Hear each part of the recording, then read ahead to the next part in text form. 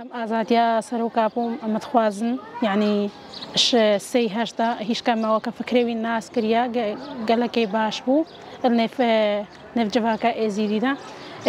اجبر هکا يعني تدريجي سر جنيد هاتا كرن ويجن رزقار كر وتايبتيش بو رزقار كرنا جني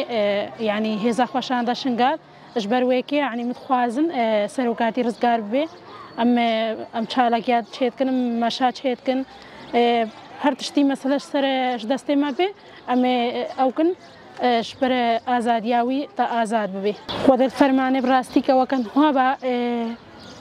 تشتكي وساز بهورناكم شيء وكا شيء باجي يعني وسا قالك تعدل الجنين ندها تكرن قالك تعدل زاروكا وقال يزيدي ندها تكرن او يعني وهذا اتشك داري دعشت هايبتيش اش ازديار هات وش بفي قالي رهات و فجا يعني ما بهورنا تكريك بما رزقار بكا سروكاتي هات هذا خو اني مرزقار كرن بصاله وكل جاي مدى مان هتانا كذا خلقي يزيدي رزقار كن قالك شهيدان جا امجي رونانين ام سربيا هتانا كيم سروكاتي رزقارنا كن مشكي حالكيا تشيكن مشكي كومبونا تشيكن ومشكي خوري خستن كن وهيفيا مش جنيد ازيدياش تايبتي جنيد ازيدي وخلقي يزيدي خوري خستن كن بانغا مش همو جنيد ازيديا روش جنيد جيهاني همو كي تايبت اشبر هكا تعدل جنيد تيكرن رامنا سرفا يعني سروكاتي رزقار بي وازاد بين ملاتي خوني بقال يزيدي ما وقت جن الخطة آزادية جن ده بفكر وفلسفة ريبر آبو ما بيش كفتنا خو شكر بخوندينا فكرة سروك آبو يعني بيش كفتن تشيبو يعني جنة فرقة وجنة وجنة دي يعني هيا مثلا تبيجي مثلا جنا كو خاري خسن بكا ويا دنجي فرقة يعني هر جنا كي خو برورده بكا تشتكي قالك مهمة فرق البعمة تشيبو اجبر بيا كي ما خواست ام بقهن آزادية خوا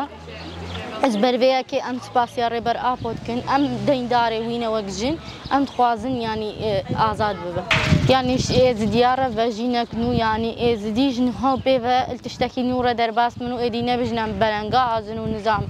ام كاتينا وديم فرمان سر سريمينه يعني تشتكي نو آبا ببي وكاكا اوي بري همو بالبرد ما بي لي تشتكي نونها آبا بي ويجي جبيرنا كن تاريخا خوا جي جبيرنا كن وسروي اساسي ام خوا رخصتن بكن خوا آبا بكن خوا زانا بكن ونهير بن ادي فرمان سري مدى بي يعني سروقاتي افجي عن زمان فرمانت كل هاتين سري ازديا يعني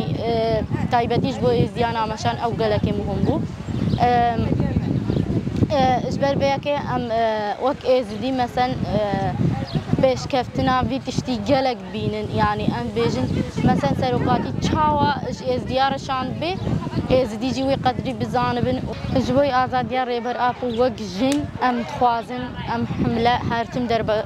يعني دس بي بكن وما بدها حمله وق تاجي وق جن ازي وقت دينكي سرما ما أفكرين وهيش تاما بيكنان يجيو دين جبر بيكي أم حملة ما بردوام تعلقي ما بردوام وإن شاء الله أمي ويروجي جبين آزاد يا ريبر